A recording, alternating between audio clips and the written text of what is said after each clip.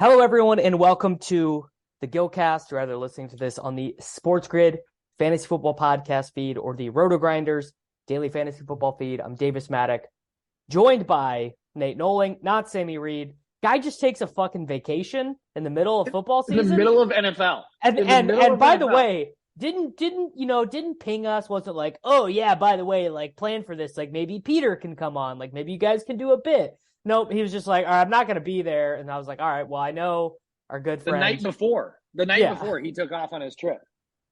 I mean, truly unbelievable stuff from Mr. Reed. So although Sammy just bailing and like hanging out in Puerto Vallarta, a better performance than my teams today. Man, did I eat some shit. And Blender, I was prepared to, I love to hate. It's my thing. I love to be a hater. Your team is you're the team that Blender HD played was the correct pre-lock team, in my opinion. I think you had the best team, Jordan. We'll go over our teams.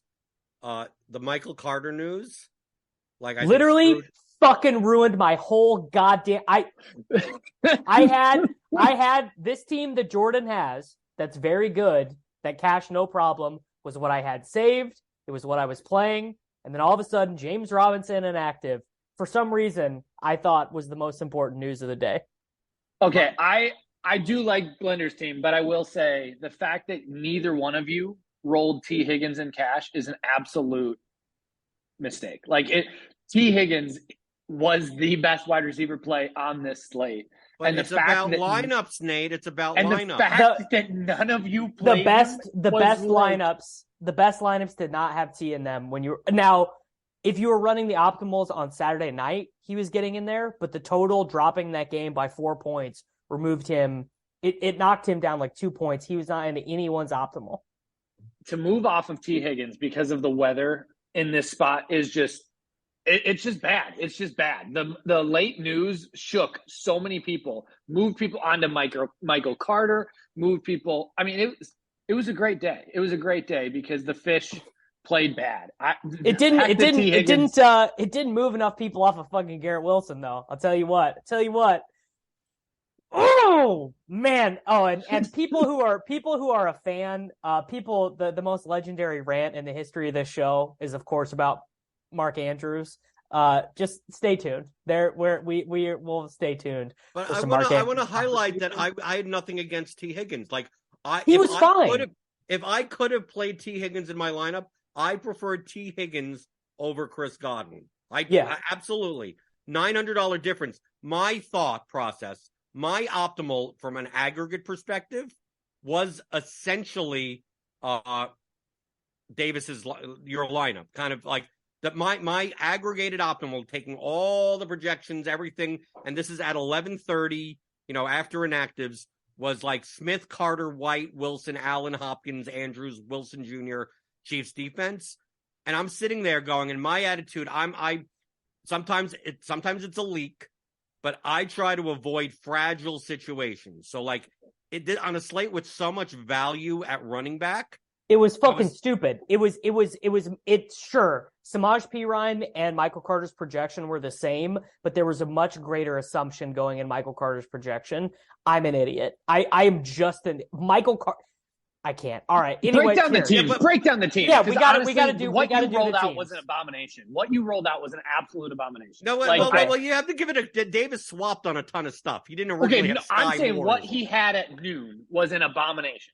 It was bad, and I'll tell you why it was bad. So this was the team I played. I started out with Geno Smith, Jeff Wilson Jr., Rashad White, Treylon Burks, DeAndre Hopkins, Keenan Allen, Mark Andrews, Michael Carter, and the Chiefs defense. Nate played. You had Jeff Wilson. I mean, I just want to highlight that your lineup was essentially the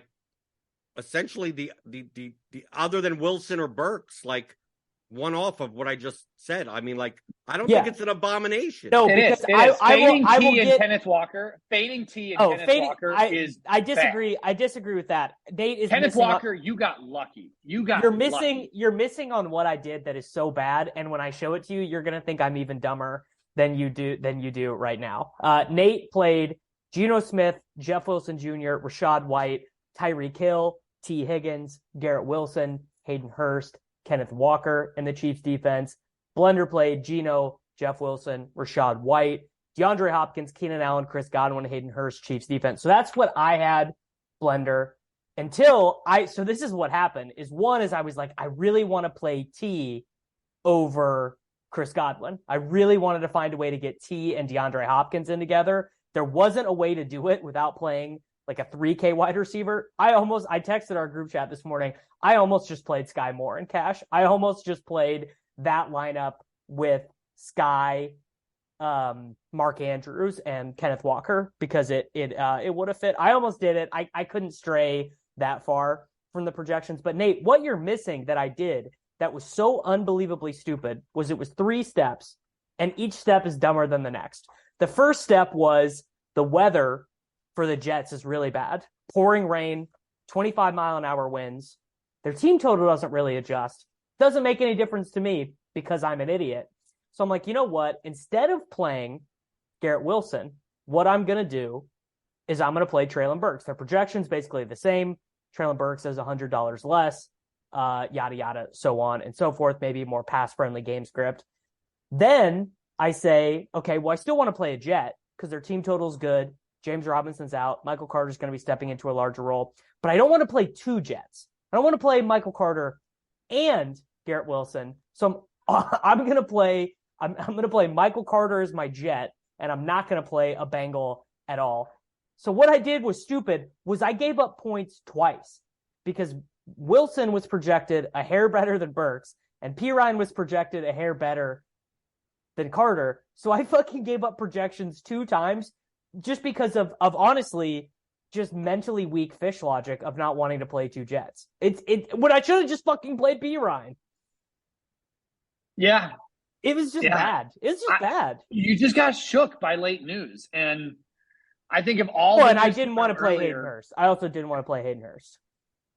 If we redid this morning and all the news that came out this morning came out on Wednesday, you would have not ended up with the lineup you had today. You would have had something. No, I would have played Jordan's team. I don't think you would have faded T. It's a lineup, Nate. It's a lineup. The best lineups did not have T. Think of this. This is my thinking on this lineup. This was the second highest optimal in my. Basically, if you X'd out Carter, you got my lineup on a slate with so much running back value. Okay, now I played Kenneth Walker, so don't yell at me for not playing Kenny Walker because I had the money to play Kenny Walker. Do I play Kenny Walker or do I play T. Higgins? They're the same price. I played Kenny Walker. I didn't want to rely on the Why am I playing 4K wide receivers on a slate where I already have all the running back value? Like 4K wide receivers are typically more fragile and they're better used on slates where there isn't that much value. You have to kind of like punt in one spot. We have no problem punting at tight end. I never have a problem no matter what the construction is. Do I need Andrews? No. I'm fine with Hayden Hurst. I'm fine with any punt tight end. I'm okay with that. I guess looking at my shit, what the biggest actual mistake was just playing Andrews because that's what led into the horrible decisions. I don't think paying up at tight end was that much of a mistake. I think anybody who rolled Andrews or Kelsey, it was fine. I just think maybe I just don't see the floor on Garrett Wilson as low as Blender does here because I actually think the Garrett Wilson Tyreek combo that I had. Well, Blender doesn't know that Mike White is fucking he's Roger Staubach back here. They've just been keeping a Hall of Fame quarterback on the bench. I mean, my team, I felt great about my team, and Tyreek was like, this was a low 30 percentile outcome for Tyreek. Like Tyreek should have smashed in this spot. You tell me that. Like, I mean, if I play this, but you also got 26 points from Garrett Wilson. So, like, I am aware his range of like I'm not doubting Wilson's ceiling. Like I prefer Wilson to Zay Jones, who also had a great game, or Matt Collins or anything. It's just that my thinking is that I look at my lineup. Are you just rubbing it in that any 4K wide receiver I could have played over? Well, I'm rubbing it into myself because I barely literally played any anything Wilson. Davis could have done. You could have literally every everything. 2v2 you. I mean, dude, it's like unbelievable. Like even the 1v1 of, because I had a space for Lockett, Keenan Allen, or Chris Godwin in my lineup, and I ended up having to swap off of Keenan Allen anyway. But if I would have just played Godwin, I wouldn't have made all these horrible dipshit galaxy brain swaps, and I would have just been fine. And Nate, can you at least admit something? If I gave you the choice to play a lineup with 3 out of 4 of these wide receivers, and you knew that the rest of the lineup you're fine with, and the 4 wide receivers are Hopkins, Allen, Godwin, or Higgins, and you look just from a PPR, like, how safe am I to get 15 points from like at least 15 from all of these guys, where a 4K guy could be 8, it could be 24, it could be one. Like, if I could get 3 of those 4, that's what I thought. Can I get 3 of those 4 receivers and not play a 4K guy? I would be fine with. And yes, Godwin was the 4th out of that list, but he's also 900 cheaper than T.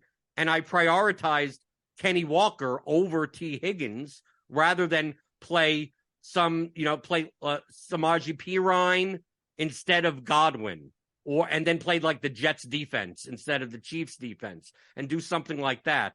Like, I just viewed that Kenny Walker, which I agree with you. You said before, like, I prefer Kenny Walker to T. Higgins. He was the best. He was the best fucking play of the slate. Why I don't know what you did, Davis. You literally got off like so bad. You got off 2 of the best plays of the slate, and then you just did weird stuff. It makes no sense. Which was just to play dumbass Mark Andrews, who's a dumbass, and I should know that any week that it's not clear that Andrews is the lock, like when Andrews is just borderline a good play, like good points per dollar, but not like insane. The matchup is fine, but not unreal. I should just know he's absolutely bound to take that knife and twist it in my ribcage, because this dude, guy, I mean, it is unreal, dude.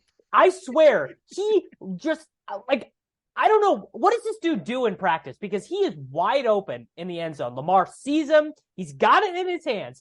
Ball is in his hands. No one's around him. No one's tackling him. No one's touching him. And he just drops it. He has the touchdown in his hands. 8-point play, right? And it's just like, nah, I'm good. And then, I mean, he's just the dollar store Josh Oliver, Davis. It's unbelievable. And the Josh Oliver shit, I mean, you're on red zone and you see a guy in the 80s, streaking down the sideline, and you're like, oh, boom, Mark Andrews. Nope, Josh Oliver. And honestly, even just to stick it in even more, when you have your guy in DFS and the team goes to do the Hail Mary, and you're like, oh, I hope my guy catches the initial pass to start the lateral stuff. Nope, doesn't go to Mark Andrews, goes to Josh Oliver. I mean, Isaiah Likely didn't play in this game. Like, Andrews had like one of his highest snap shares of the season. Likely played, didn't he? No, he was out. Likely was out. Oh. That was why Andrews was popping so much, was because Likely was out. The fact that Hayden Hurst outscored Andrews made my day. Day.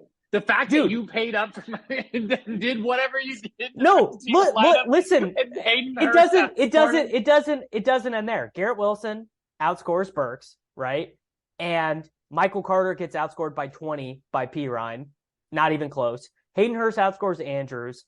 Godwin dominates every other 6K wide receiver. And I mean, the true chef's kiss in the end is that I played Devontae Adams in a game that ends with 74 points scored, and he gets 14 points. I mean, that really, in terms of late swap equity, it is just, it's a tough day. It was a tough day, guys. Yeah, it was a tough day. You guys played good, Nate. I'm not convinced that the 2v2 before lock of Mark Andrews and whatever wide receiver instead of Tyreek is better, though. Like, I guess I don't know exactly how much salary it was. I saw Nate's team. I'm like, okay, I get Tyreek. I mean, I think you don't need to pay $8,800 for a wide receiver, but I mean, it's Tyreek Hill from a cash perspective.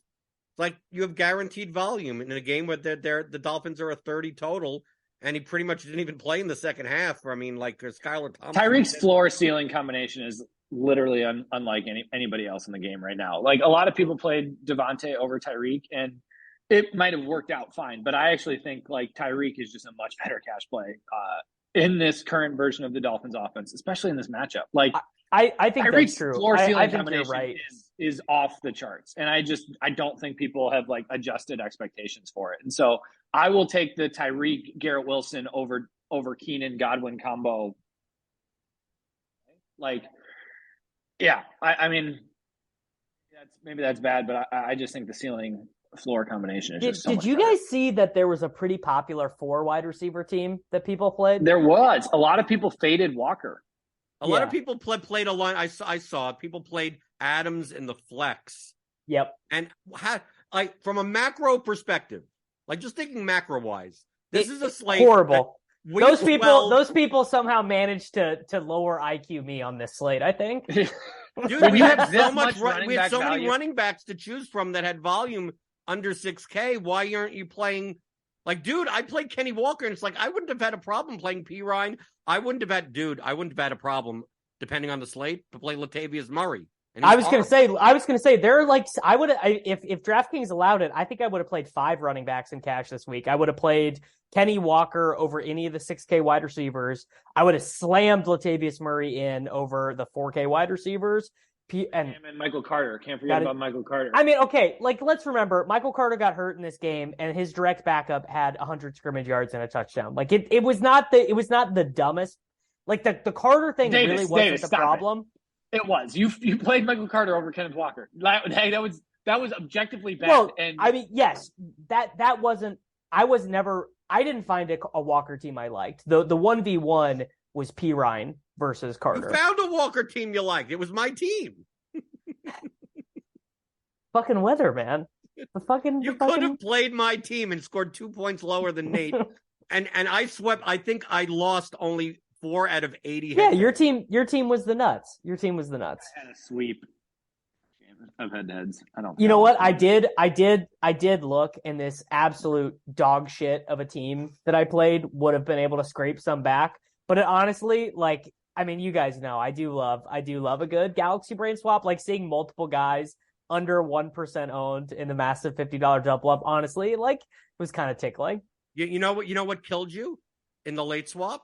By playing 3 early running backs, because then you couldn't have swapped. If you would have imagine I swapped to Jacobs, it would have been like week 2 of 2019 where I had a team that was dead and I late swapped onto a Tyreek who got 50.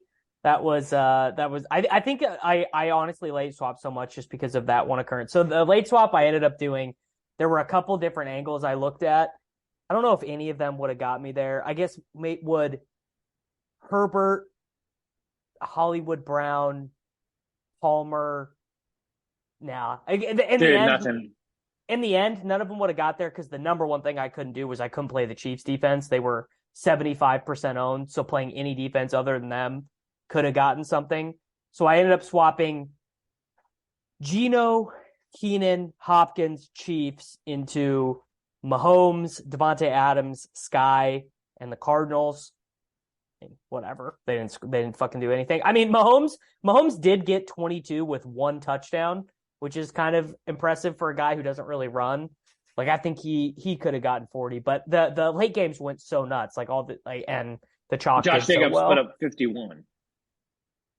Yeah, really unbelievable. I'm really tilting. I had a tournament team that I swapped Jacobs for Hopkins because I was like, oh, I don't need as much leverage after this early slate.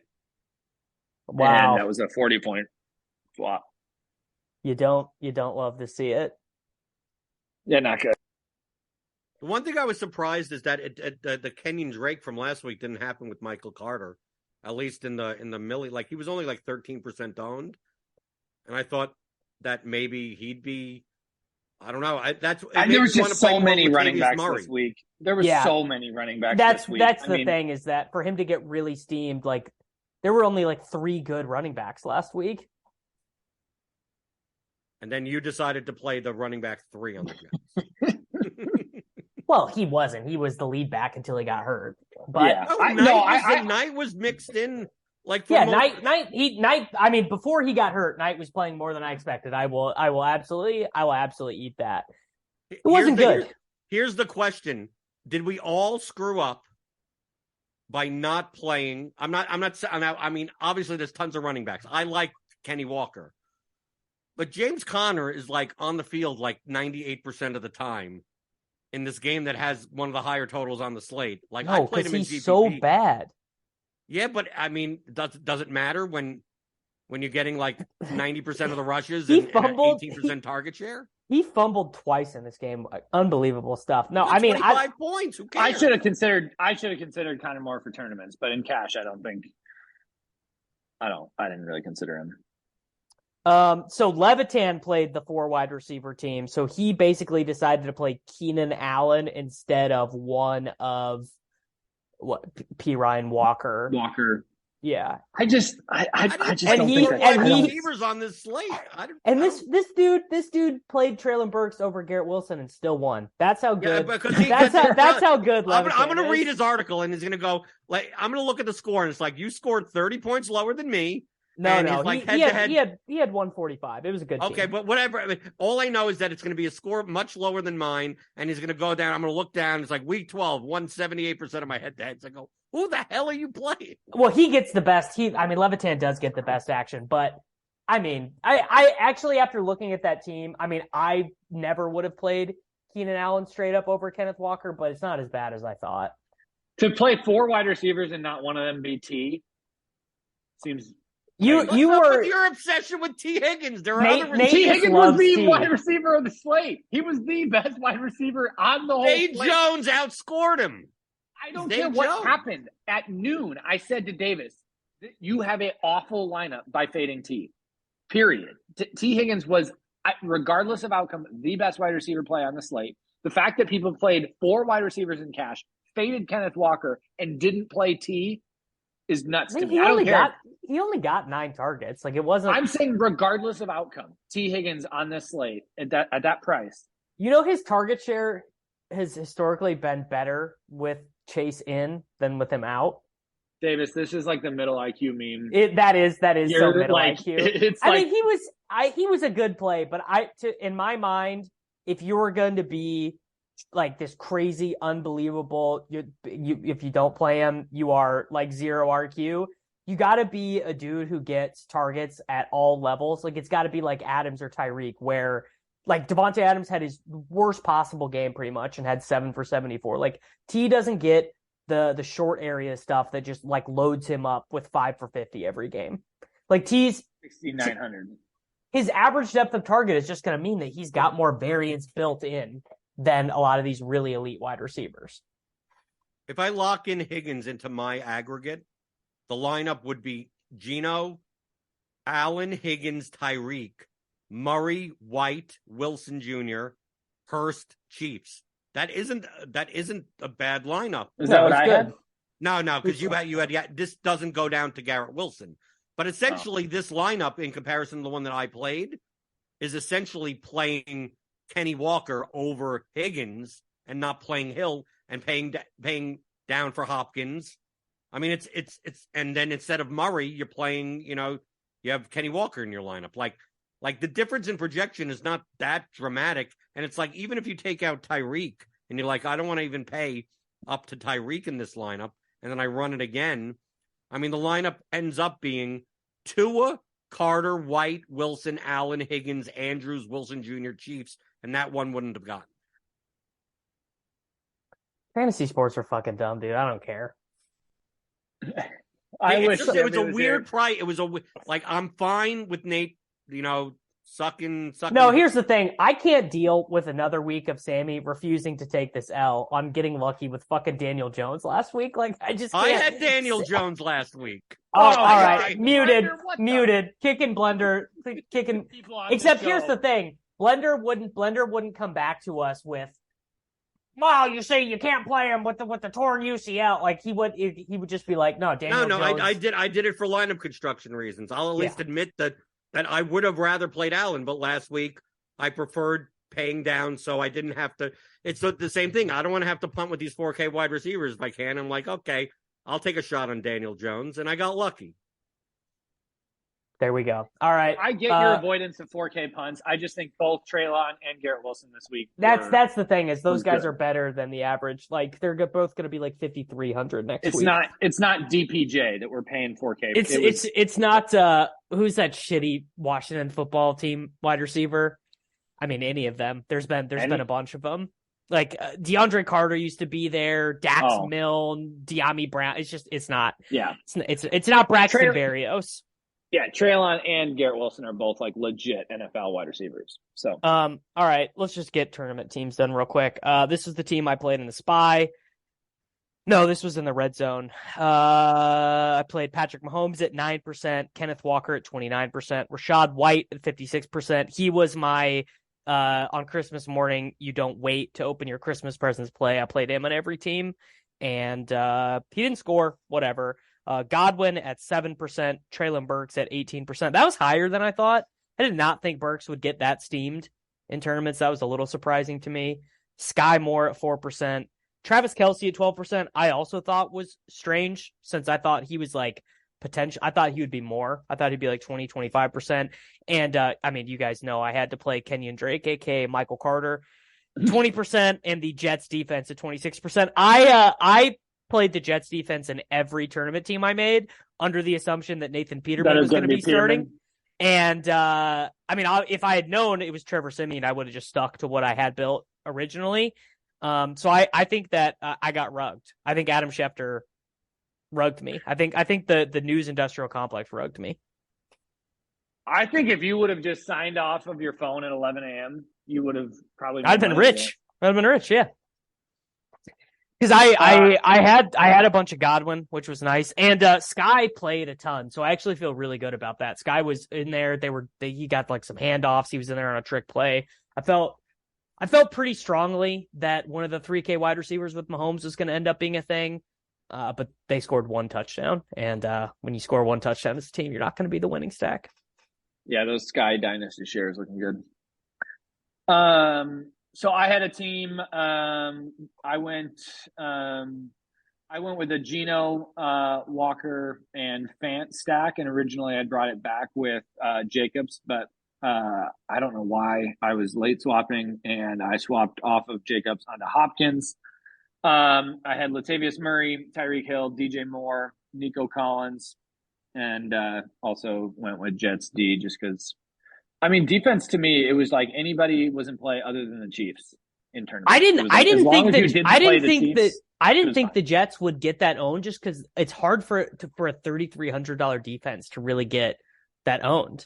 I know, being 30% owned when the Chiefs were. I thought the Chiefs were going to be mega owned. You're both wrong. Yeah. Why are we wrong? I played the Chiefs in almost every one of my lines.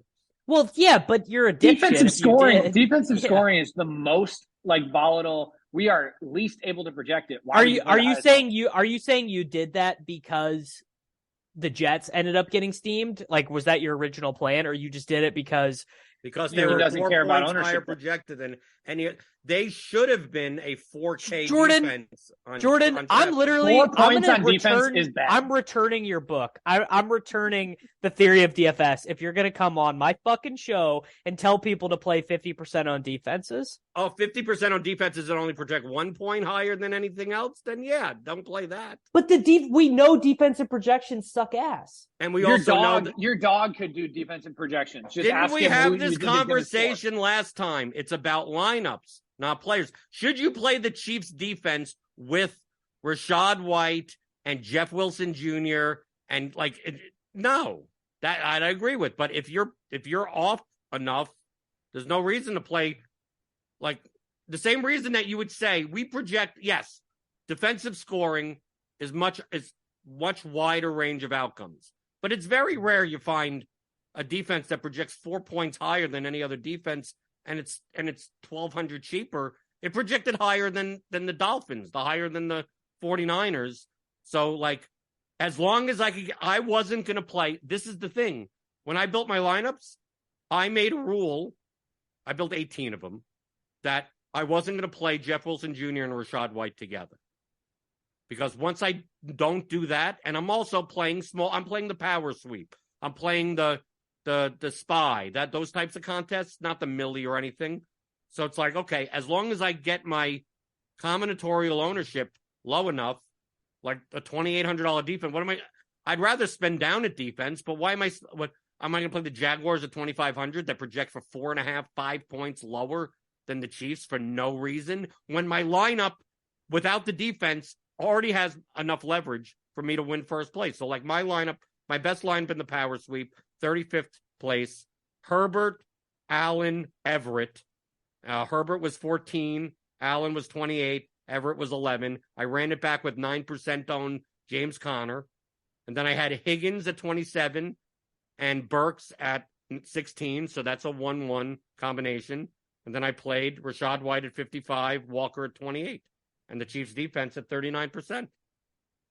No, there's absolutely no way. No. There's absolutely no way you can convince me because defenses are it's mostly random.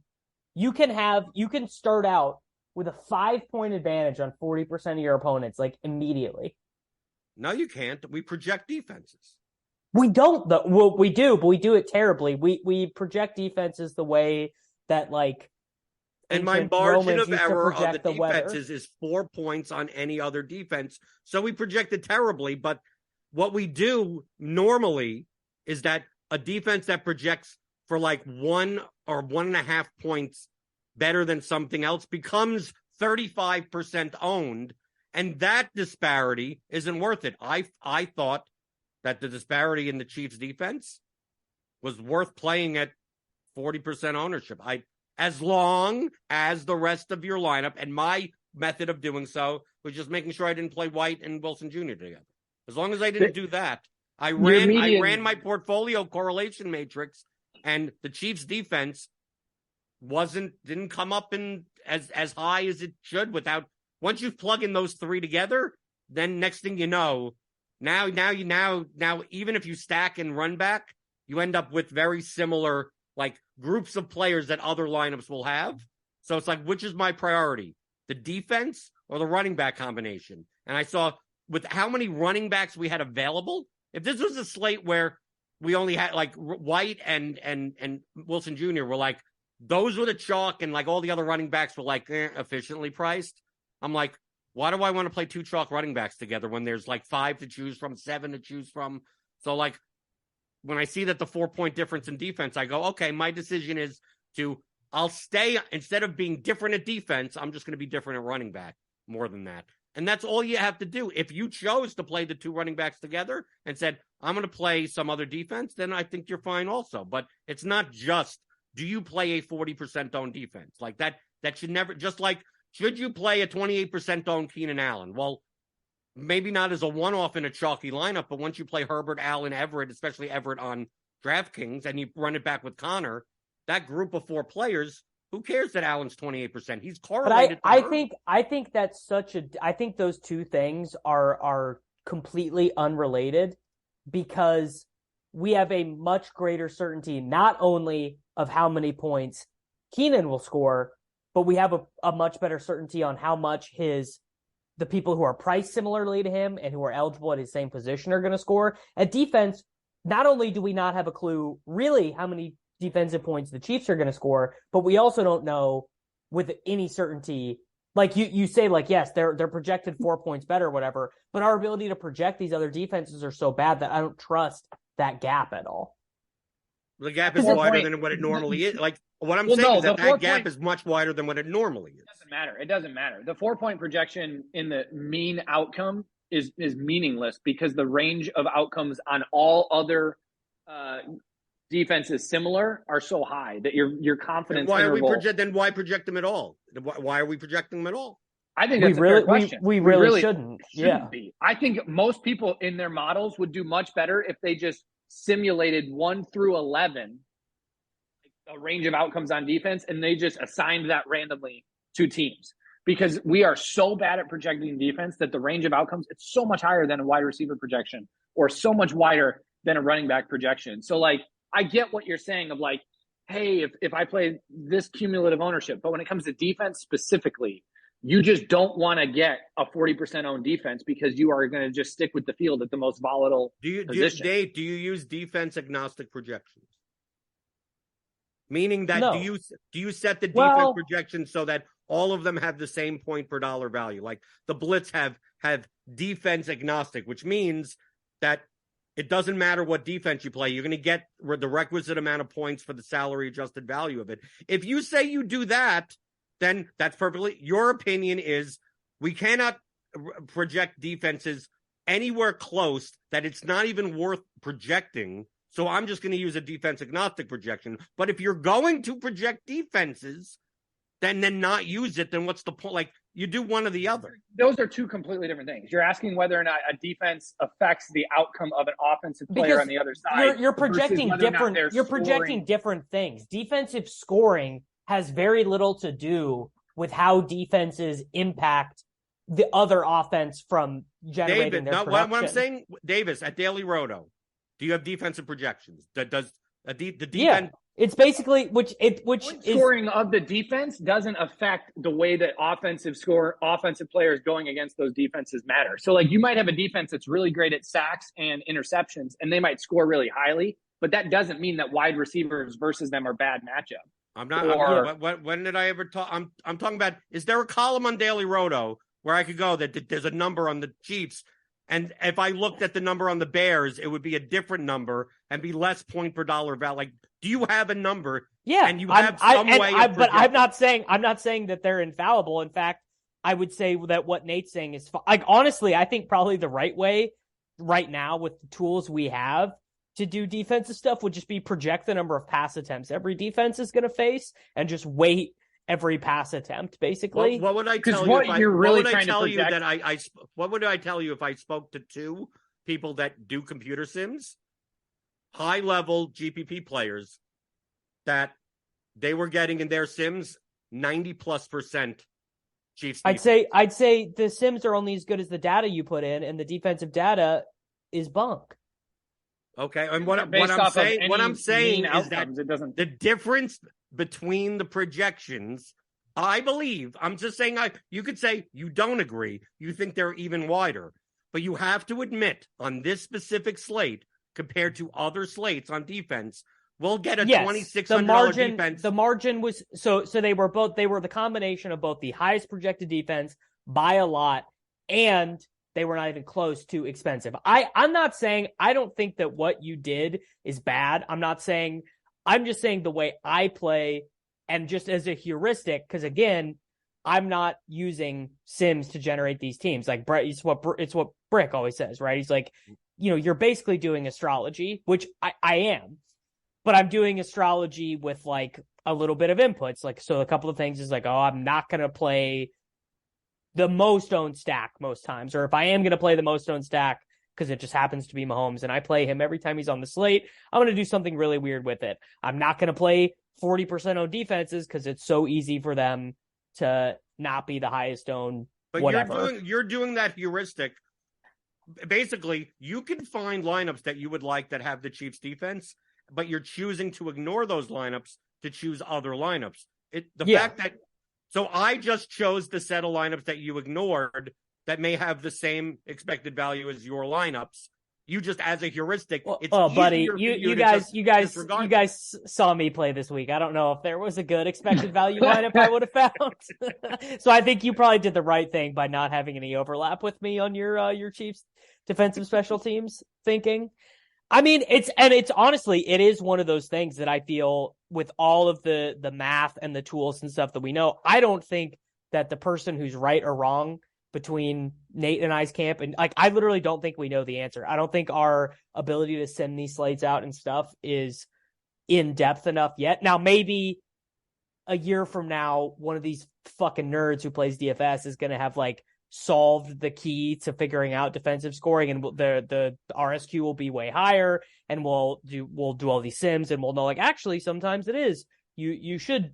I also have noticed, Jordan, that in some of these slates where there is a defense that is projected crazy like that, I actually have noticed that historically the Sim Bros tend to be higher on those defenses than, idiots Right, like me. we're just arguing over gaps. To me, that's your camp is the gap on projecting defense is so wide that even a 4-point gap isn't as large as you think it is. And my belief is that compared to other slates, when I see a 4-point gap compared to a 1-point gap, I'm more likely to lean and go, I think 4 points is enough of a gap. I should be doing it. And what happens if the gap actually is 7? Like, there's going to be a point, Nate, where even the way that you project defenses, if you had a projected defense at 27 points and everyone else's defense was projecting at 8, like, for whatever reason, that wasn't a data error or something, you would have to admit that, maybe. Yes, there is a certain way that the heuristic fails, but it's so far beyond the current scope of the game that. Right, so we're just arguing scale. So that if we're arguing scale, I'm fine with accepting your thing of 4 points isn't enough for you. And you have to at least accept the fact that I believe 4 points is enough for me, and we're just arguing over where that gap is. Here, I actually, I would have played the Jets defense against Peterman at the ownership projection that the Chiefs was at. So that's my scale, because I basically would have started that defense with 10 points because Peterman is literally a fucking lock to throw a pick 6. Davis, interceptions are so volatile. And are they volatile? Are they volatile with Nathan Peterman, bro? I'm not sure that Nathan Peterman interceptions are. I mean, Nathan Peterman has 135 dropbacks in his NFL career and 12 interceptions. I don't think that Nathan Peterman's range of outcomes is that volatile. I would have bet over. I would have laid minus 200 to bet over 0.5 Nathan Peterman interceptions. I think there's a lot better things to bet on in life than whether or not you think you can assess whether or not a QB who's thrown less than 200 dropbacks in his life is interception prone. We don't even know how many pass attempts the Bears were going to throw if it was going to be Peterman. They're not going to drop him back 35 times. There's so many things that add to interception volatility that it's just a fool's game. Just go gamble on roulette. I mean, sounds great. Honestly, after today, why the fuck not? What's the difference? All right. That's all I got. Jordan, you got anything else? No, we had our argument. We made fun of you. Both me and Nate. Yeah, Nate beat me by 2 points. We both pretty much trucked you, and then we have to wait. What the question is, what would have Sammy played? He played. Unfortunately, Sammy played my team, so we can't really dunk on Sammy. Sammy's been this year. It seems like Sammy's actually playing real teams. I remember. Here's the thing. He didn't play a real team because I told him about the weather in New York today and about how T's projection changed. He was clueless. He had no idea. So no, I don't think he realized that James Robinson was even ruled out. He was like Michael Carter. Why would anybody play Michael Carter? Dude, in the past, I remember episodes last year, years where both Davis, Nate, you guys would play a team that I would go, it's reasonable. Maybe it's not my team, but it's reasonable. And Sammy would come out with some 6v6 and be paying up at tight end when no one is, paying down at tight end when no one is, paying for a receiver that's 3% owned. Yeah, I like those episodes. He just does. He just does what he wants to do. We love that for him. Okay, that's Sammy. We hope that you are enjoying, just not being on the show. We'll, of course, we'll all be back next week. Everyone, thank you for Jordan. Make sure you thank him for filling in for Sammy so that he keeps doing it. I'm gonna go lick my wounds. I'm gonna send a letter to Mark Andrews and ask him why he hates me, just really nicely. I'm just gonna be like, Mark, why? What did I ever do? You went to Oklahoma. Would you have gone there even if he caught that touchdown?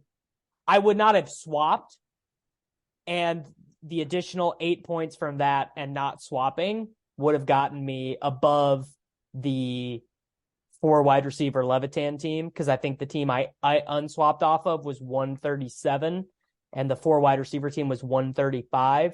So it would have been probably would have gotten there. Would have been very close. Not that I'm mad or that I checked it or that I'm like concerned about it at all. You know, You're just fine. making it worse, Davis. You're just making it worse. It's all good, everyone. We'll be back next week and hopefully in better spirits. See y'all then.